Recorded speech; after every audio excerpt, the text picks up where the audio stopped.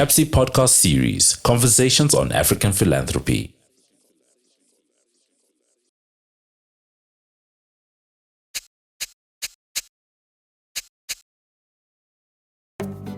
After 2 years and more than 80 episodes of our Conversations on African Philanthropy, we are introducing a series of conversations that are theme-specific, program-focused, and at times recorded at the request of those at the coalface of implementation in order to document and tell their experiences and stories. In the first of such series, we focus on the Zimbabwe Alliance Initiative, whose grants, convenings, capacity building, and technical support have fostered a vibrant civil society, where partners were empowered to design innovative and coordinated responses that amplify the voices of those marginalized, influence the capacity of citizens to mobilize around national critical issues, engage with policymakers, and built regional and international solidarity in pursuit of a better Zimbabwe. Formed in 2010 to strengthen the role of civil society in influencing Zimbabwe's transition to democracy, the Alliance has evolved over several phases to what it is today. An initiative of several partners, Zimbabwe Alliance is a story of resilience, innovation, dedication, and passion expressed somewhat beautifully in some of the least expected places and ways. Welcome to a special edition of our Conversations on African Philanthropy with me, Moyo. As you are already aware, in this segment of our conversations, we are focusing on the ZimAlliance Initiative, a donor collaborative that was put in place sometime around 2008-2009, when the country, Zimbabwe in particular, was going through a form of transition, had put in place a government of national unity, in preparation for the elections that were to take place in 2030. A number of initiatives were put in place to strengthen civil society, and one of those was the Zimbabwe Alliance Initiative. I want to talk to Dr. McDonald Lekwanika, who has been associated with the initiative in his previous life, but currently the Chief of Party at the Accountability Lab in Zimbabwe. Doc, welcome. Thank you so much. Thank you so much for making the time, especially when you are not feeling well. We just hope that we're going to sail through the conversation. But as I was making the introductions, obviously I referred to you having been associated with the ZimAlliance Initiative, which is a project that was housed within Trust Africa. But that was during the time when you were the executive director of Crisis Coalition. So maybe we can start talking to you about what led to the formation of Crisis Coalition, what were the issues that it was concerned with up to the time that you exited. Just a snapshot overview presentation of that. Okay, no, thanks a lot. So the Crisis in Zimbabwe Coalition was formed officially on the 4th of August 2001. This was out of a conference by the same name, where civil society gathered and decided to take action around the crisis in the country at that time. The understanding at that time was that Zimbabwe was confronted with a twin crisis, a crisis of legitimacy and a crisis of governance. So that was the basis on which the coalition was formed. People decided that it was not just enough to acknowledge the existence of these crises, but to also take action with regards to them. So at that point, I think a total of about 87 organizations signed on to the formation of the coalition, and it came into existence initially, I think, with a very small team. I remember when it had two people, a coordinator and an administrator, and then a board, which was housed at Transparency International Zimbabwe. So that's sort of like the founding story of the coalition.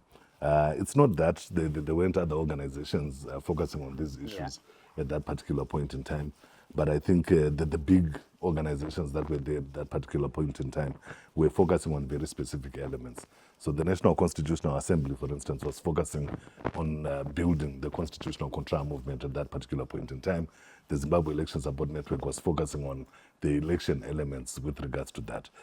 It was understood that all these things would not be possible without effective and meaningful political advocacy. So that is when the two Brians, Brian Kagoro and Brian Raftopoulos, Tokomache and others, decided to convene and then set up this this vehicle. The mandate of the coalition itself over time, during the time that I was there, never really fundamentally changed. I think this is testament to the changes and continuities within the political space in Zimbabwe. So the agenda has largely remained the same. And if you look right now, 23 years down the line, we are still confronted with the governance question in Zimbabwe. Elections continue to be disputed, which means that legitimacy continues to be a challenge. What was changing over time was really the strategic thrust of the organization. This was a local initiative meant to deal with these local issues within the local terrain. But sooner rather than later, people discovered that the Zimbabwean question was not going to be resolved by Zimbabweans alone. So there are a lot of initiatives that then took place around engaging the international community initially around the Zimbabwean question. There was a paper that was developed, if my memory serves me well, it was called the Yellow Paper, which was basically a roadmap around the transition to democratization in Zimbabwe. So the work then focused around that, loading the Yellow Paper, engaging citizens in conversations around these specific and particular questions. And then later on, the realization was that while we would have the support and understanding of the international community, the Australians, the British, the Americans, what was really needed in order to turn the levers of power in Zimbabwe and push the envelope was actually an African solution. So a lot of advocacy then began around the Zimbabwean question on the African continent, primarily with regards to SADC and in relation to the African Union. A lot of this work was being done out of South Africa. The Crisis in Zimbabwe Coalition was famous for having two centers. So one center in Harare and another center in Johannesburg, which was responsible for regional advocacy and information at policy level. So I mean, I think that was pretty much the work of the coalition during the time that I was there. I left in about 2014. And by then, there are some successes that had been scored, some challenges also in the process. But the constitutional question that the NCA had been rallying around when the coalition was formed eventually became an agenda that the Crisis in Zimbabwe Coalition also ran with, because the NCA at that time had taken a position that I think the popular refrain was that we were ready to die for a new constitution. And I think that it was shared. People were willing to sacrifice everything. Where the differences emerged were differences around strategy again. Do we push for a purely people-driven constitution, which is driven by the people, some kind of a people's assembly, and so on and so forth, or do we engage in hybrid processes? And eventually, what led to the new constitution in Zimbabwe in 2013 was a hybrid approach, which was led by a parliamentary committee, and that in itself was a contentious issue. I think where Crisis itself was concerned, it actually led to the Zimbabwe Congress of Trade Unions leaving the coalition. I think the accusation was that the coalition wanted to run with the stick into the mountains. Sounds so much better in Shona. So those differences were there, but at least a new constitution, which was adjudged to be democratic, had been achieved. A lot of the regional and international advocacy work had yielded fruit, especially when you look at what happened circa 2008 and 2009, the dialogue processes. All those were processes that the coalition was involved with, and its role was the coordination of the civil society voice on these particular questions. But I think that's the long and short.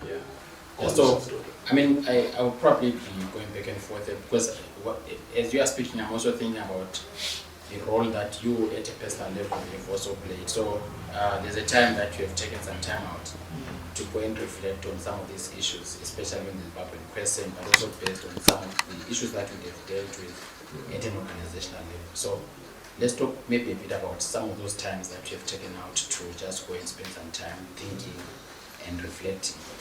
What have been some of the leading debates and some of the maybe arguments that you've been making and the papers that have come out of that? Yeah. So I think that there are two seminal periods where I took moments to breathe, reflect, and think. And the first opportunity came in 2013. And unfortunately, both the opportunities are born out of disappointment. But I guess, there are different triggers for reflections. But in the 2013 election, the Crisis in Zimbabwe Coalition was very much invested on account of the work that we've been doing over the last couple of years.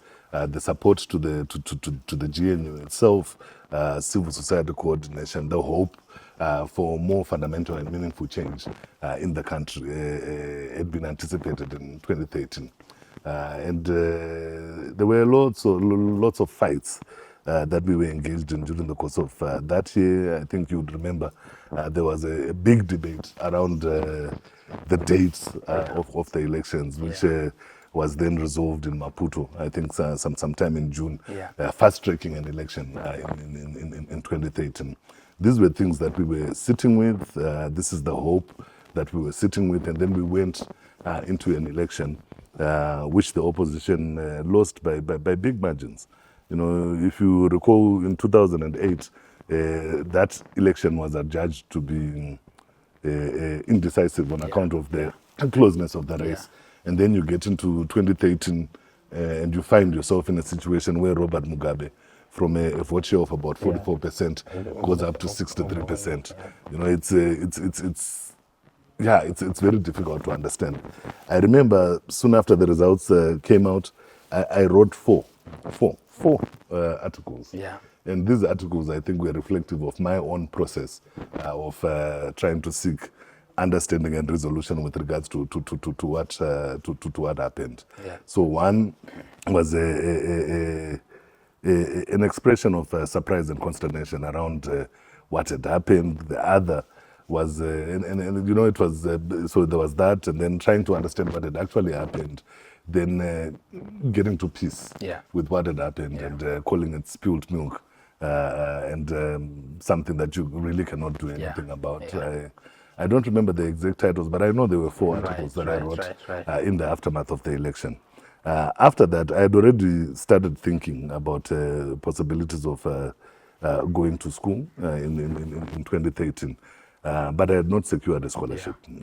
So that was not on the cards until the election. And then when the election happened, I felt a bit disoriented and felt the need to pause and think. And when I did go to school in September of that 2013, fortunately I got help from the Norwegians. The Norwegians have always been very, very supportive of the students' movement in Zimbabwe and of people from the students' movement. So they gave me money to write a book. Now, as I sit 11 years later, I wonder whether we can call it a book. But at that time, it was a book, and I thought it was very authoritative. There's a guy called Ian Schoons, who was at the University of Sussex. He gave a glowing report of that book. He says, this is the most authoritative account of what happened in 2013. So I was really happy about that. But that book facilitated my studies at master's level. I had gotten places at the University of Sussex and the University of Manchester. Eventually, I decided to go to the University of Manchester. And while there, this is why I recognize it as the first reflection point. Because when I was there and studying, ultimately my thesis was about the work of civil society. It was about what we had been trying to do. It is actually, I think, to some extent, a fairly authoritative history of the work of the Crisis in Zimbabwe Coalition. So from beginning to about 2013, and trying to understand where and how it had been outmaneuvered by the state, and where victories had emerged, where those had come from. So that was sort of like the first reflection point, and it was instigated by the work that we thought we had been doing. And up till now, I think nothing like this has been done for the Crisis in Zimbabwe Coalition. There's no authoritative record. But I thought that it would be good to try to put something down. And I think it's still there for those who like to read. It was passed with very good marks. So it was very authoritative. But that was the first point. The second point then came in 2015. Yeah. And this one was also a bit of it was instigated by context, but also by internal infighting. Yeah. We, when you look at the history of the crisis in Zimbabwe coalition, invariably every 2-3 years, the newspapers would have articles around what they call the crisis and crisis. Crisis, yeah. And this was there from pretty much the beginning. I remember when Brian Kagoro left as chairperson and also as director of the crisis coalition, we were thrown into a period of uncertainty. He's a larger than life figure and very difficult to replace. So newspapers were writing at that point. And then eventually Jacob Mafume came. When he left to join USAID, again, crisis and crisis. I have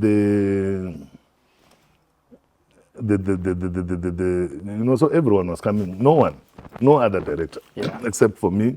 And Blessing Baba, who is current now. I've spent more than 3 years. I had spent more than 3 years in that particular office. I spent 7. Wow. So at least 2 episodes of crisis and crisis happening. But these were basically largely internal contradictions and differences that would then manifest as political fights in the public domain.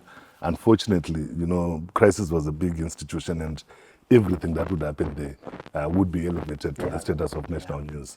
So you would be in the newspapers about the fights, all sorts of accusations and allegations. And even with normal internal contradictions. Nothing was normal. Everything was just elevated to a crisis. So that was sort of like one of the motivations. The second motivation was trying to understand. So I went to school in 2013 and did my work around the civil society element, and thought I had told an effective story around the role of civil society. But when I came back, the question around what had happened in 2013 had not been answered. That swing where electoral results are concerned was fairly significant, and I think we had been telling ourselves that it was on account of rigging, on account of violence. And then when you start reading around, when you start researching, you find how inadequate those explanations are. They are very appealing morally and emotionally because we are involved in the struggle. But analytically and factually. Exactly. So that then became my second agenda during the second pause. Initially, I did not want to understand that. My intention had been to try to see how countries that have gone through the kind of political crisis that we had gone through in 2008, 2009 transition. So my intention was to look at the political settlements of countries that have had disputed elections, focusing on Lesotho, Kenya, and Zimbabwe. But ultimately, I ended up trying to answer the question of why authoritarian governments campaign. Because at that point, the understanding had been that clearly beyond violence, beyond rigging, there is something else that ZANU-PF does. And the immediate answer was that they win hearts and minds. But I was not convinced, so I wanted to dig a bit deeper into that. So that is what the second reflection was largely about, born out of context and circumstances. I think I've been fairly lucky that in a lot of respects, both the intellectual work and academic work has tallied quite well with what I am passionate about and what I had been working on all the time. So I wanted to get to that because I think for most in civil society, we haven't probably appreciated the importance of taking that time and just going to think and write and document the stories of our experiences. We probably are waiting for somebody else to write those stories on our behalf. And then we complain because then whoever writes the story detects the direction that it takes. So, I mean, in your own experience and having the benefit of having gone through this, why is it important to actually have those moments to do that? And if we were to talk to those that manage in institutions or boards and others, what would your message be so that at least we begin to usher in some of these practices where we're actually learning as we are going, but we're also reflecting as we are going, but we're also documenting as we are leading? It's an interesting question because there are definitely two sides of the story, at least two sides of the story. So there is a popular refrain in the popular imaginary that for as long as the story of the hunt is told by the hunter, the lion will never win that particular battle. But the day that the lion writes the story, you might get a different perspective. Right. So when you look at it in respect of that, it shows you how important it is for us to be able to document and push out our own narratives, say things from our own voices. Part of the challenge that comes with that is that it's very difficult for you to write objectively about issues and circumstances that you were involved in. I think you need to. It's not everyone who can be able to contend with their positionality and see how that influences how they are telling the story, or even admit that their story may be colored by virtue of them having been actors. So that is where the challenge comes from, and then the advocacy then becomes about an objective storytelling by people who were a bit distant. But nonetheless, I believe that there is value in documenting our own efforts, and this assumption that someone else will come and tell the story may or may not occur. Yet this is an important history with important learning points, some of them that need to be disciplined on account of some kind of situated understanding. If you're coming from somewhere and you are writing a story about a particular incident or event, there are a lot of other things that you will miss on account of not being party to that context. There are other things that we will understand and be able to narrate in ways that make sense because we have lived through that particular reality. But I think more importantly, outside just putting things on record, in civil society, people are always talking about learning organizations. They're always talking about being learning individuals, and I think that part of the practice of operationalizing and acting out that is the practice of documentation and writing, documenting in various ways. I mean, like we're doing now, this is documentation. Those who cannot read the long papers that you produce can be able to watch this and learn one or two things. But it is an important practice. That in itself does not mean that the story is one-sided. I think, and then this is a challenge to myself, even as I engage with you, to be a bit more reflective and objective and be in a position where you are able to admit where wrong things happened or where you were wrong or where you went wrong. That is how organizations learn. That is how people learn. People learn more from some of the things that we were not necessarily adept at, rather than celebration of what we are good at. But all in all, it is a good practice. I think it needs to be encouraged and be done more and more. Like I said, documentation in the orthodox sense is not the only thing that we need to pursue. We need to find creative and innovative ways of telling the stories on account of, people are always talking about demographic realities, how the attention span is reduced and stuff. So there is space for papers, there is space for books, there is space for video, there is space for music, there is space for cartoons, space for TikTok videos, the forms of documentation. So it's something that we need to do and encourage others to do, so that the stories are captured in their full complexity. So thanks for that, because I think for me, I want to highlight the importance of just taking time and reflecting, because I think it's so easy to be caught up in the day-to-day things, and we end up just focusing on the trees and not the forest. But back to the crisis coalition.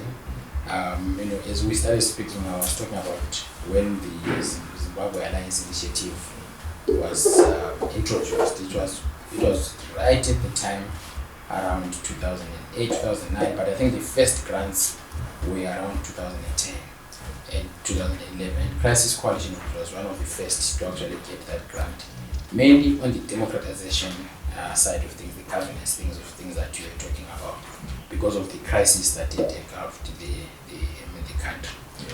I also know that there have been other subsequent support, either financially or in kind, from Trust Africa, and also the participation of Crisis as an institution and yourself in some of the spaces I want us to talk a bit about that, starting with that period around 2011 also, in terms of the support that Trust Africa might have given through the ZimAlliance initiative. What are some of the things that you remember that you pull out and say the support helped the crisis to do? I mean, it's a contribution. It's not something that we are attributing to Trust Africa in full. Yeah. So the crisis in Zimbabwe Coalition and Trust Africa relationship, officially and formally, I think begins in 2011. Yeah. And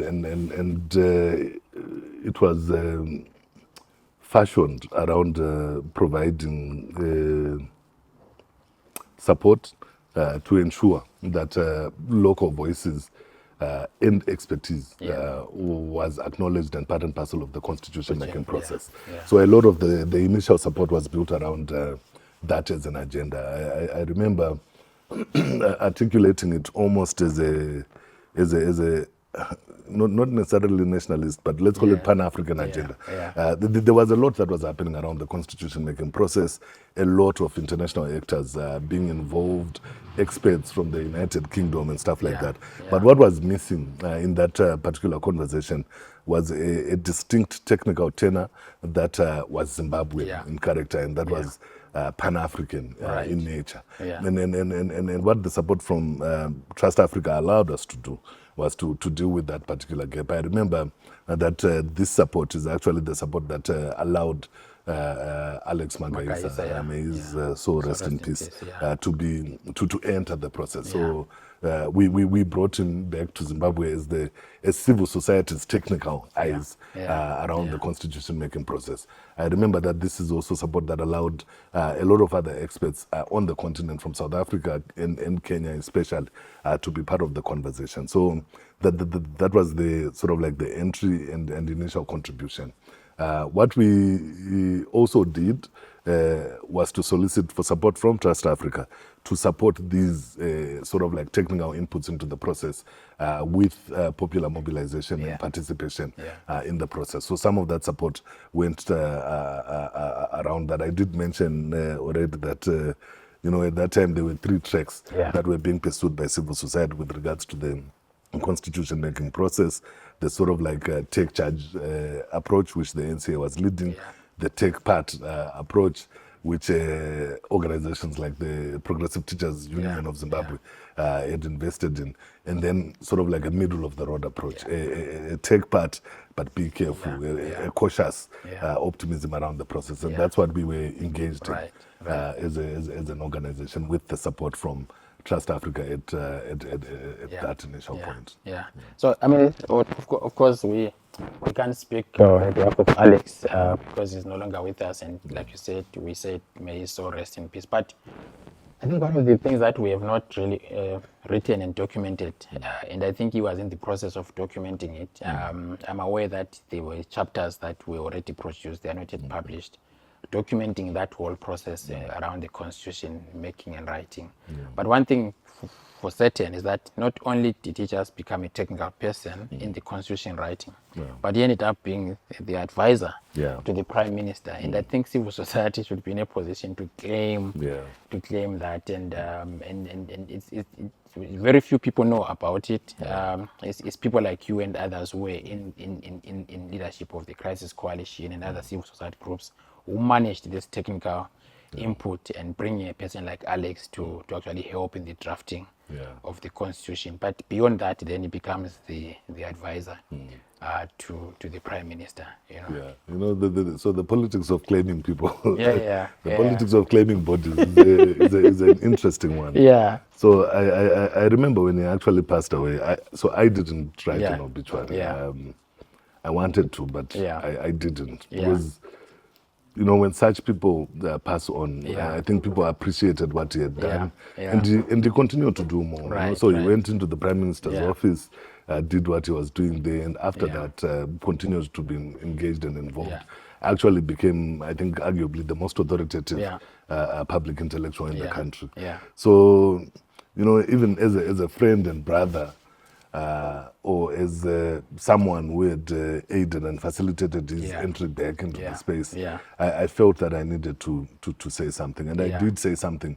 But I did not do a Facebook post. I did not write an official thing, because there was a lot of claiming that was happening, and you know, sometimes it's unnecessary to be involved in those kinds of things.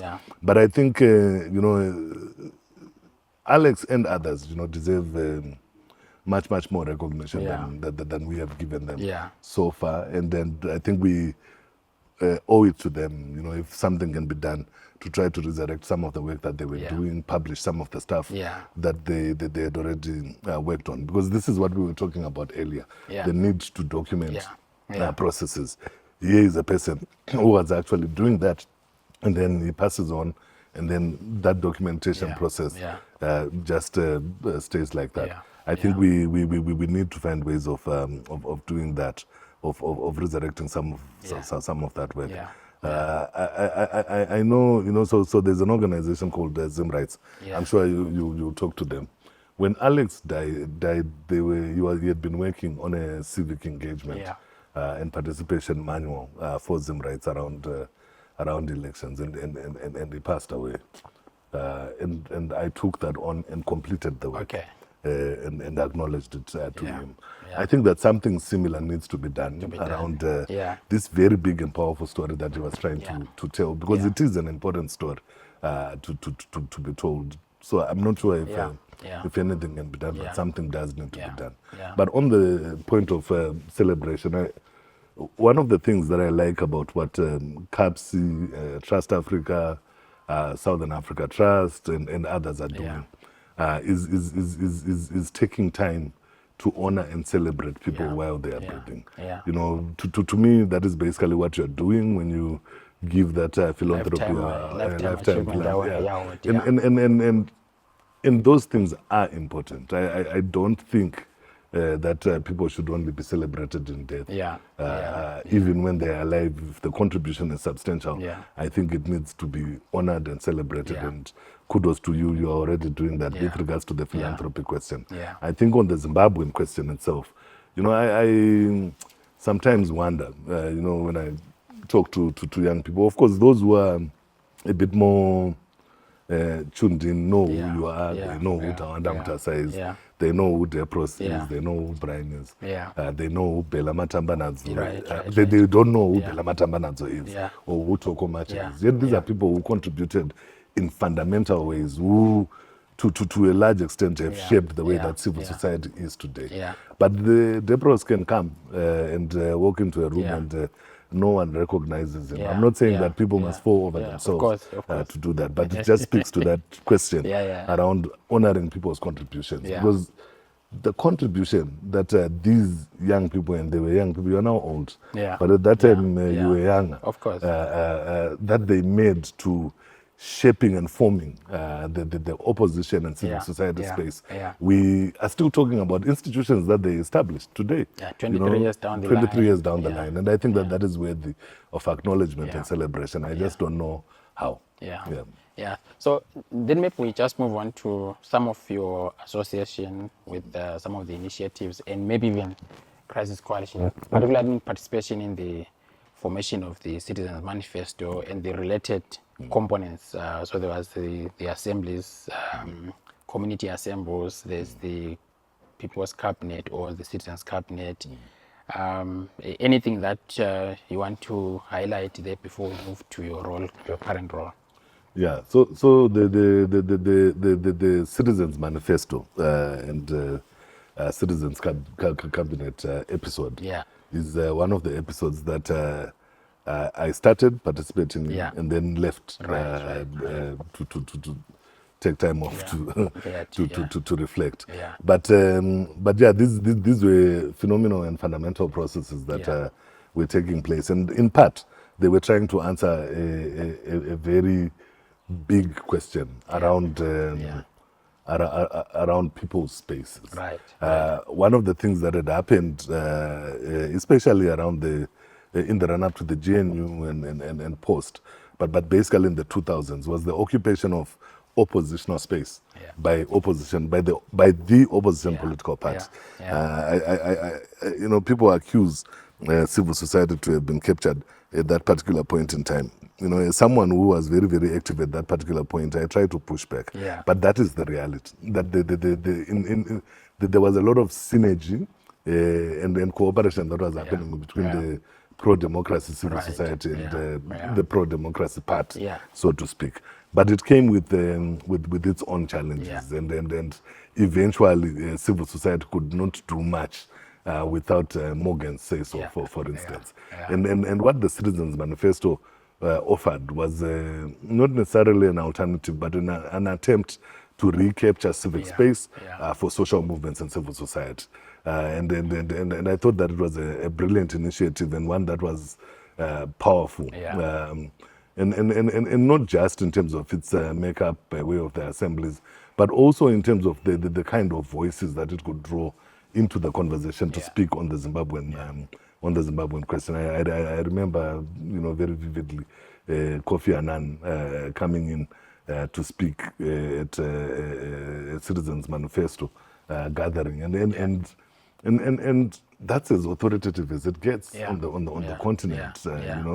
So it clearly was a powerful initiative, and its beauty was that it could do more than one thing. It could mobilize and organize people on the ground, which is the way that it had been created, and the spaces that it was facilitating. It could mobilize social movements and civic society organizations on the ground, but it could also had access to meaningful levers of power that could speak authoritatively on the Zimbabwean question.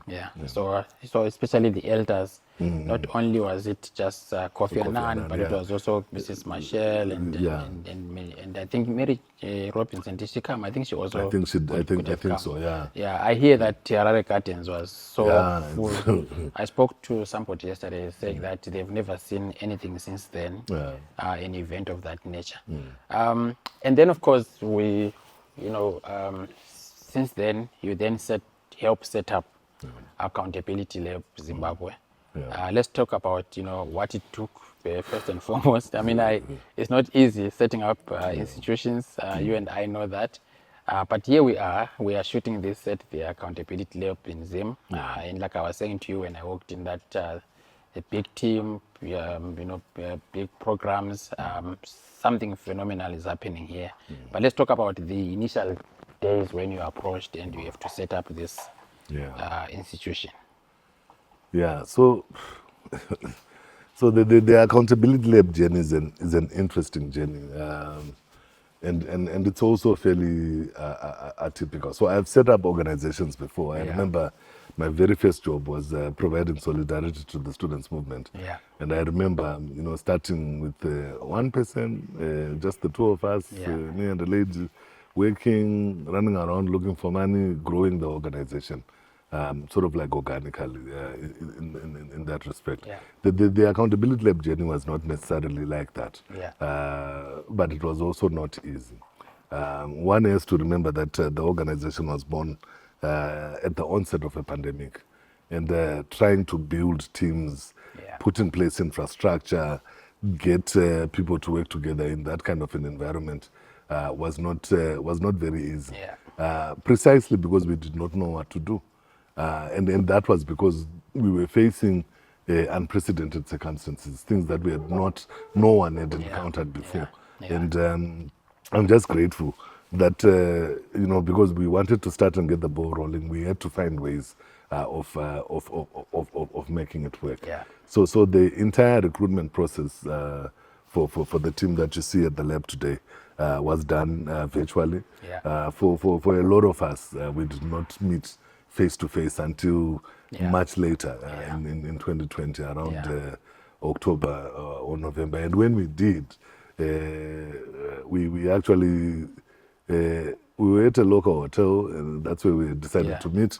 And as was customary, then we did tests, COVID tests, Yeah. and 3 people were were positive. Were positive. Yeah, and at that time it was really scary. Yeah. When Yeah. people are positive, the hotel had to shut down. Yeah. Yeah. These guys had to be taken to hospital, isolate, and so on. So it was not necessarily an easy situation within which to build an institution. Yeah. What we had going in our favor, which is now a disadvantage, is that we had resources. So the Accountability Lab in Zimbabwe is built and set up on the strength of a project. Yeah. And this was the New Narratives for Accountability in Zimbabwe project, with support from USAID. That particular project actually runs out in April 2025. Right. But it allowed us the resources and mechanisms to be able to put in place a meaningful infrastructure, something that you would not have been able to do without any resources. That's why I was saying it's slightly different from other journeys that I have done. Yeah. But it's so it is both a blessing and a curse because you've got some resources from USAID. For some other funders, you automatically become too big for them to contribute. And then sustainability becomes an issue. Yeah. But it's something that we've been trying to navigate, especially this year, trying to connect with other people who can understand that we are supportable, and we are not as big as people think we are. Because support comes and goes. Next year we'll be starting a new cycle. I don't think that the organization is ever going to go to a place where it has got one person or two people. I think that we'll be able to sustain this, but it has not been an easy case to make, so to speak. But it's an amazing journey. I remember starting, so recruitment of staff we did from April to about June, and then in July we launched our first initiative, and it was not the kind of initiative that is that lends itself well to happening online. But we were able to do it. It was the voice to rap competition, so a musical competition, and for the first time we were able to do it virtually. I think those people only met in 2021. So it was amazing in that respect. Civil society here was generous enough to be able to accept the entry of new players, and I think that part of that just goes to our own posture with regards to setting up Accountability Lab. We had the advantage of having worked in the country for a long time, so we knew what was happening, and we were humble enough to accept that other people were doing critical and important work, and that what we wanted to do was not to put in place a replacement, but an enhancement of what was happening, and to complement other efforts. And I think that was well received. I guess also the relationships matter, knowing your motives matter, because Zimbabwean civil society is very suspicious on account of the intrusion of the state in all sorts of the different areas. So people are not easily accepting of new things, but we had that advantage of being known as people, that our motives were trusted, and that we were humble enough to accept that other people were doing similar work that we thought we could be able to enhance through the different tools that we were introducing into the market. So are there any maybe specific pillars or projects that you want to highlight for purposes of those that want to follow the work of the Accountability Lab, and maybe also begin to speak about what's next for the Accountability Lab, both in terms of programming, but also in terms of, I know you're already addressing the issue of sustainability, but that's a bigger one that you could also reflect on. So basically the work of the lab is it pursues two broader agendas. One is to build a movement around integrity, where operating with integrity is the norm rather than the exception in society. The second is to make governance work for the people. So those are sort of like, if you are looking for the mission of Accountability Lab, anything and everything that we do is geared towards either building a movement around integrity or making governance work for the people. And the way that the work itself is organized is also fairly easy to understand. We organize our work under three buckets of work. So Accountability Lab campaigns, Accountability Lab knowledge, and Accountability Lab community. Our community's work, I think, speaks for itself. This is the work that allows us to engage on a more proximate basis with communities of place. So when we say we're doing work in Chitungwiza or in Bulawayo or Goromonzi, under the civic action teams, this is the work that we are talking about. The knowledge element is still under development, and we are trying to strengthen that. But it already has some pillars under it. We consider the incubator. We run an incubator where young civic society leaders and social entrepreneurs come in. We believe that that is a knowledge initiative. When people bring in their ideas, develop and strengthen them and operationalize them, there is knowledge that is being used, knowledge that is being created, and knowledge that can be passed on. But we also do a lot of empirical research work. One of my colleagues, Tulani, leads that particular work. It has been mostly on the strength of research relationships that we have established with institutions. So we had a research relationship with UNESCO. We had a research relationship with the Washington State University, and then a research relationship with the University of Manchester, precisely the African Cities Research Consortium. And we've been trying to anchor and build the knowledge work around that particular element. Then the last element of that connects to the communities. There's a lot of action research that people at community level do, a lot of surveys that they conduct, and we try to discipline that into things that we can package into meaningful outputs for either policy purposes or for knowledge purposes. The last element around the campaigns really has got three primary campaigns. There's a music competition that I talked about, Voice to Rap.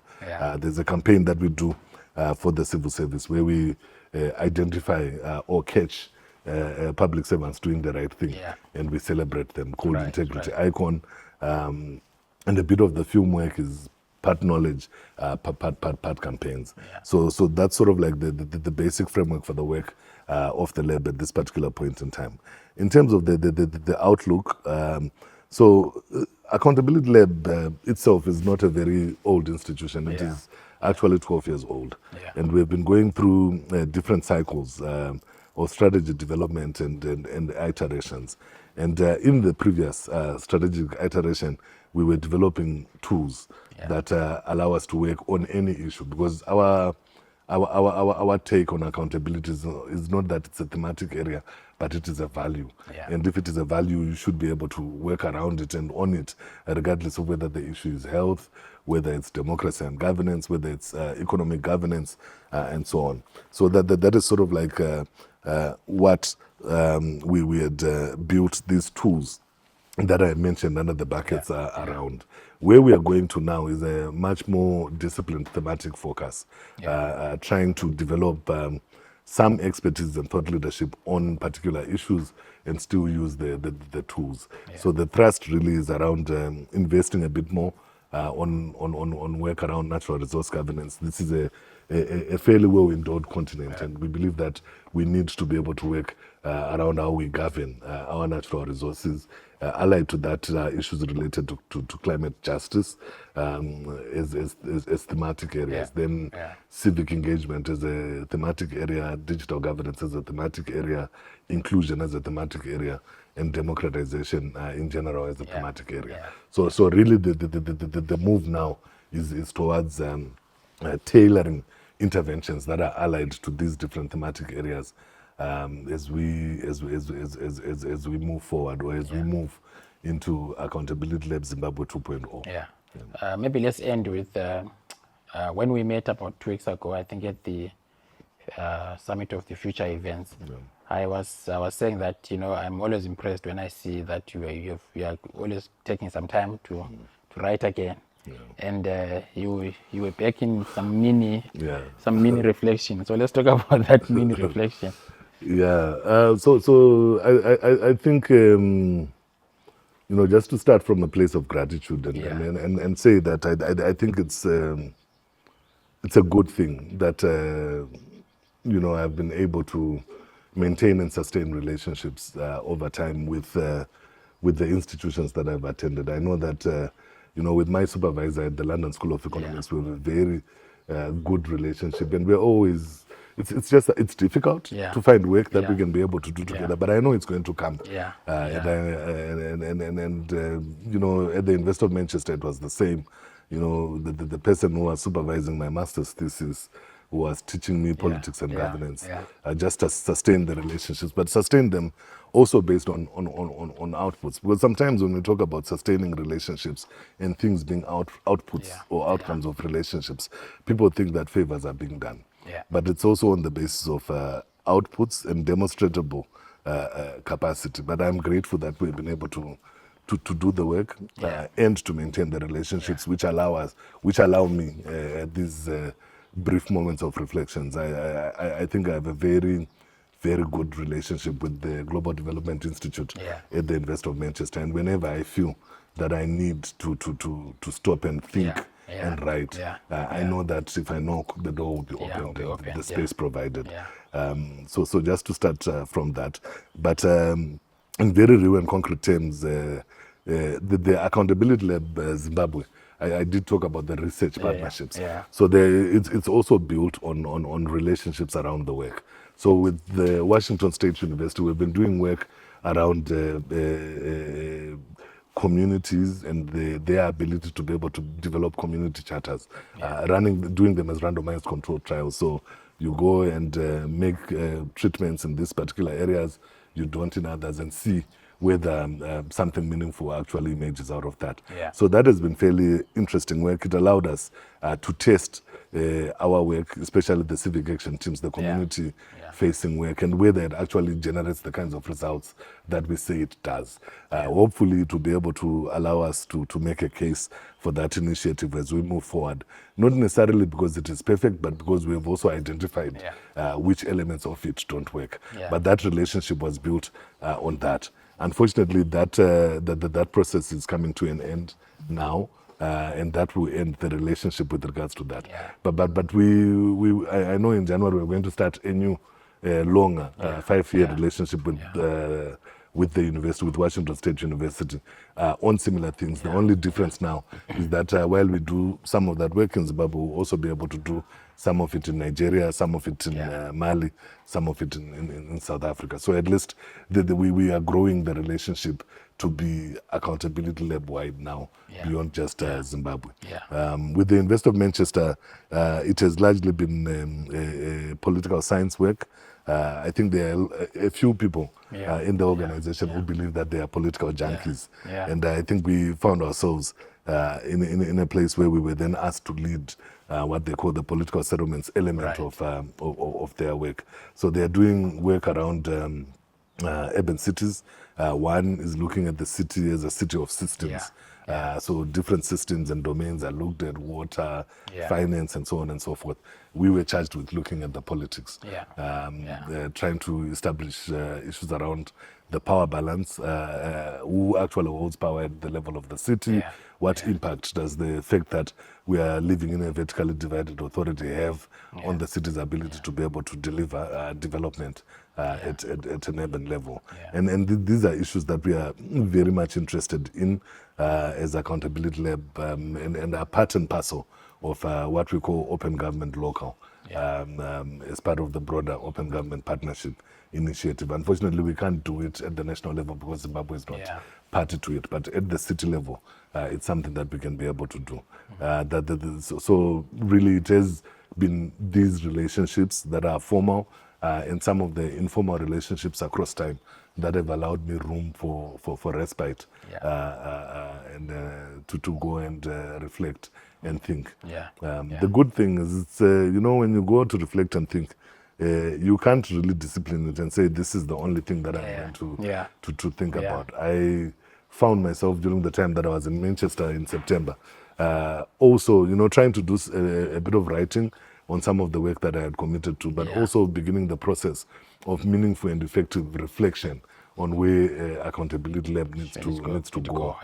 Just thinking, so in 5 years, where do we want to see this organization? What kind of an organization do we want it to be? And then begin the process of putting in place the blocks that can allow us to take there. So just to double down on your point around taking time to pause and reflect, I think that it is essential. And sometimes we get busy in the business of life. But if we do that, challenges are will go nowhere, because we have not ascribed a destination that is clear that we are headed towards. I mean, one of the things that you said, which is for me a beautiful outcome of this pause and stop, is that you wrote something to the effect that when you came back, you still found the organization standing. I felt threatened. You know?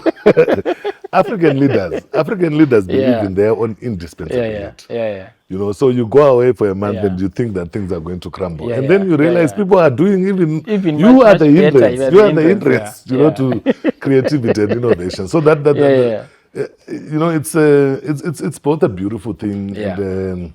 I don't want to say worrying from a very personal. I feel worried, you know, that people can live without me here.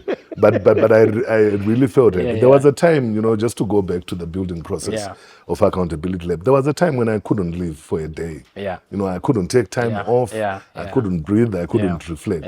So I'm really happy that we are at a place where I can go, you know, spend time in New York and know that everything is fine. And we need that comfort. And I think that's a perfect example that we can use. And if anything comes out of this conversation, is for colleagues in civil society to get to a point where they actually take care of themselves from a wellness perspective, from a knowledge academic perspective, but at the same time be aware that actually, you know, you have built a team that can still, you know, get things done even in our absence. So, Doc, thank you so much thank you so much for the time. I'm happy that we managed to get through. It's almost an hour in the conversation. No issues emerging. No issues emerged. So thank you so much for the reflections, especially the journey that you have had in your personal life, in your academic life, in the civic space, but also in the institutional building exercises that not many of us have the opportunity to do. So thank you so much. That was Dr. McDonald Lekwanika, the current Chief of Party at the Accountability Lab Zimbabwe. Thank you for watching. We'll see you next time.